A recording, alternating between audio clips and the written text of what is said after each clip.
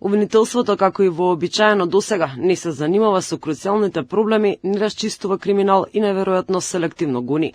Тоа се препознава во случајот со филмското убиство во Тетово, а и во истрагата против директорката на гимназијата во Демирхисар.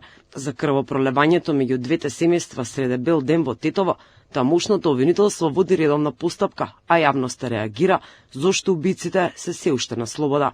Премиерот Христијан Мицкоски не е изненаден од непоступувањето на надлежните обвинители.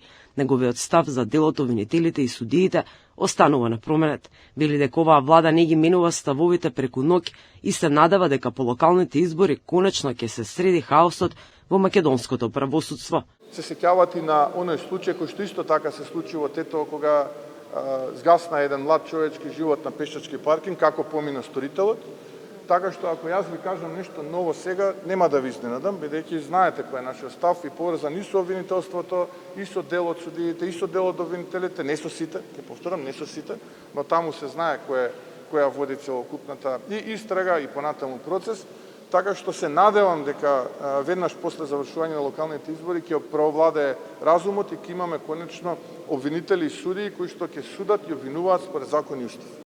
И во драмата со началникот и директорката од Демирхисар се гледа дека обвинителството не си ја врши работата како што треба. Опозицијата искористи прилика и жестоко обвини дека началникот бил заштитен од оваа влада и министерот Тошковски. Премиерот Мицкоски е задоволен од однесувањето на МВР и од суспензијата на началникот. Тој вели дека ако има и кривична одговорност, началникот ќе се ја сноси, но суштината е во тоа што никој јавно не го покренува прашањето како магично исчезнуваат печатите од гимназијата по смената на директорката. Главното прашање кое што треба јавноста да им се каже на јавноста, на кое што таа треба да одговори, е зошто ги снемува печатите и дел од документите во училиштето по незината смена. Тоа е суштината.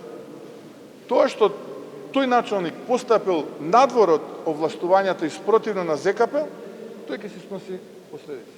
Но суштината е зошто никој не го коментира работењето на сменетата директорка и зошто никој не го коментира во јавноста исчезнувањето на печатите и друг тип на документи од училиштето. Тоа е вистината. И за ова треба да се позанимава обвинителството.